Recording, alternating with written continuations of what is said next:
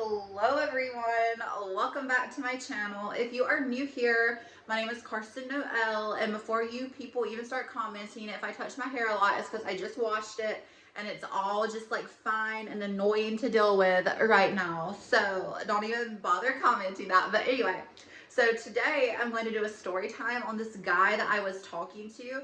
And basically, he kind of fucking hoodwinked me. Like, he, like, pretended he was friends with me or, like, interested in me or, like, even cared about me for, like, basically a whole month.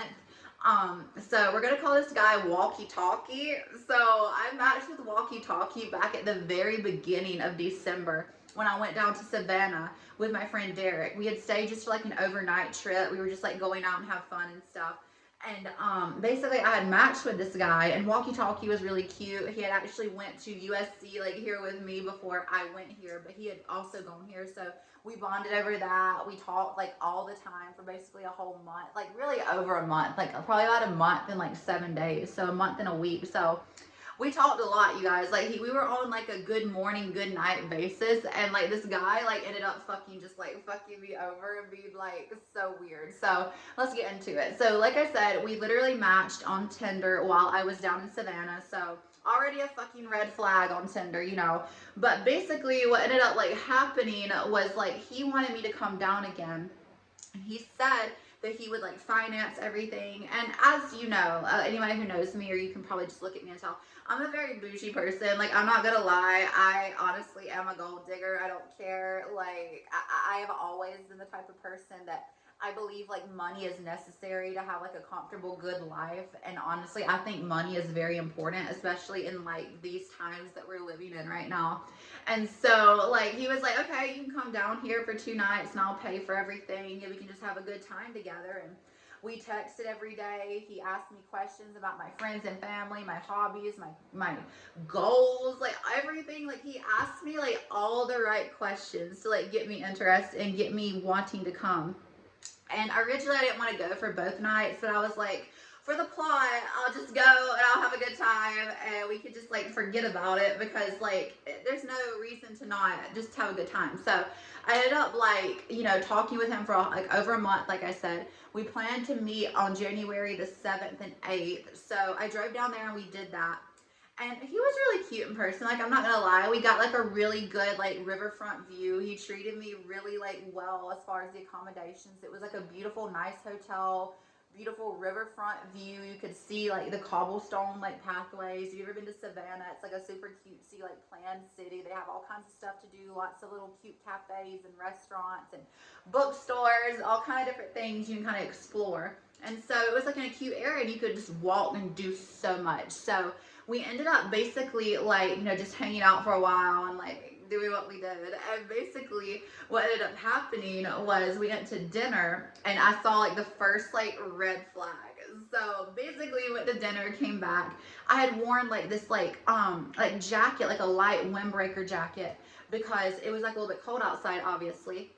And so, like, I didn't want to be fucking cold. And so when I got back, I realized I didn't pack my hoodie that I normally sleep in at night. So I went and put my, like, jacket on before I went to sleep later that night. And y'all, he literally told me to fucking, like, take the jacket off as though I were being nasty. Like, the way he said it, he was like, take your jacket off. Don't wear that to bed. As if I was nasty. And I'm like, what the fuck? Because mind you, now this is also testament. You don't know someone until you meet them in person. But I've been talking to this guy for over a month, vetted him, made sure that he didn't have really anything super weird about him.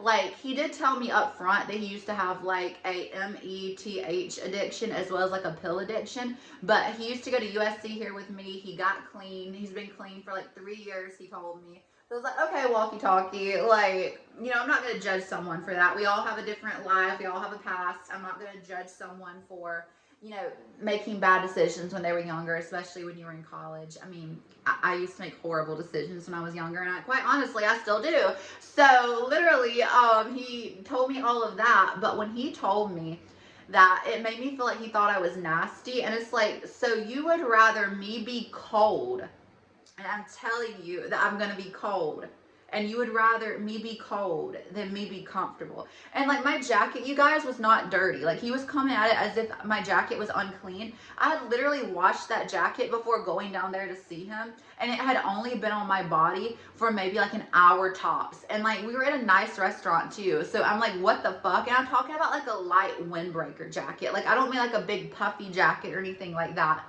And I was just like, what the fuck? And then later, like, this is crazy, and I hope I can say this on YouTube. We were having like conversations about like, you know, actual stuff.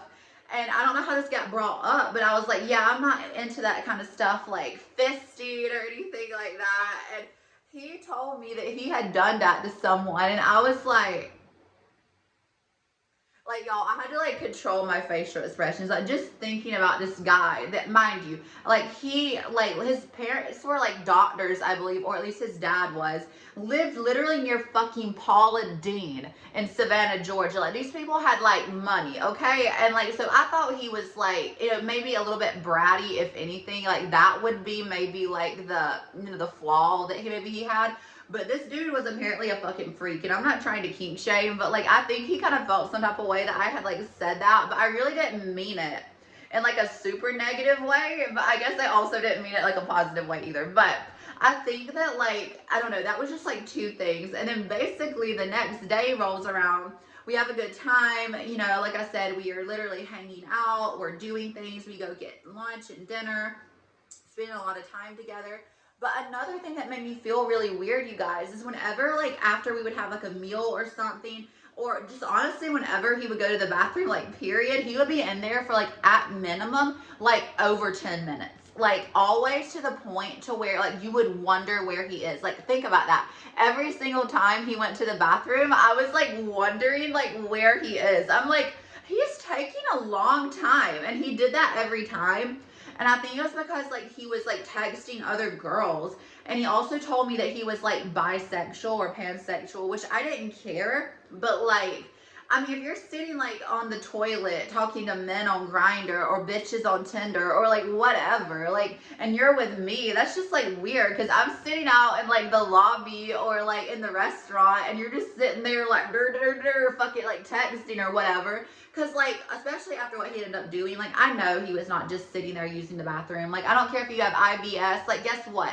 I'm going to put this out to the whole world. I also have IBS, and I never do that, okay? So I can tell you that I literally know he was fucking full of shit. So, anyway, I just had to get it off my chest and share that with you guys. But like I said, we ended up going to dinner. We went to this really nice place called Vic's on the River. It was literally right across from our hotel, basically. Super nice restaurant, a dress up place. You literally, it was another place you would dress up and you would like wear your finest clothes and stuff, and it was very cute. A super nice dinner. They literally had a piano player playing. Like, it was like a super nice place. And so we had a really great time, super romantic dinner. Went back to his apartment, and like, well, not his apartment, but the hotel room. And basically, like, he ended up just like acting like odd. Like, I don't know, like he, it's like he wanted to like hook up. But I was like, I'm kind of tired. Like, I want to, like, you know, just hang out for a few minutes at least first. Like, fucking give me time for the food to digest. Like, so basically, like, what ended up happening was I felt like he felt some type of way about that.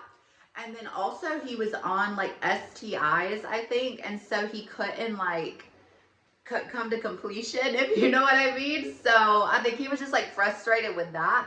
But he was like treating me weirdly, and then the next morning rolls around, and he is completely fine, helps me carry my luggage and stuff back to my car, kisses me goodbye, literally all this stuff. And so I go back to Columbia, and the next day's fine as well. He like texts me, good morning, beautiful, like all this stuff. I enjoyed spending my, you know, these 2 days with you and all this stuff.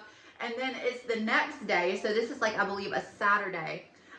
He does not text me good morning. And mind you, this guy has been texting me good morning and good night since we have started talking. So like for like a month and over a week. So he's been doing this for like 60 days straight almost. Let's just say that. And literally, well, that's 2 months. I fucking can't do math. You know what I'm trying to say. Like 40 days straight or something like that. He's like texting me good morning. So I knew something was off. Like feminine intuition, something's fucking off.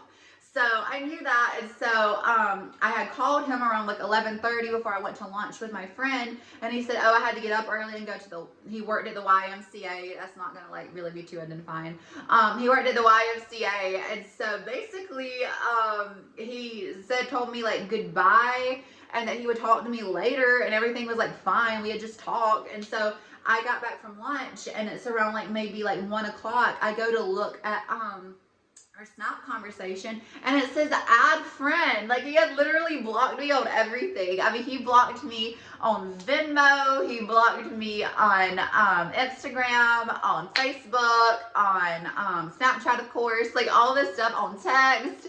And I was like, what the fuck? So he literally hoodwinked my ass. Like, he like pretended he liked me for a whole month, paid for 2 nights of a hotel room, paid for like a lunch out every time. Like, he probably, like, y'all, he probably spent like over $1,000 on me in just 2 days. And like, I feel like he just like I don't know, I don't feel like he used me, because like I had a great time. Like, he literally paid for everything. He paid for my gas down there, and all this stuff. So I had a great time as far as that. I mean, I liked him, and the sad part was like I kind of liked him. I mean, I didn't really like the fisting and how he treated me about the jacket, and there was some other stuff too that I wasn't so like happy about. But essentially, like, he hoodwinked my ass, and he completely just like, you know, sidelined me. I had no idea this was gonna happen.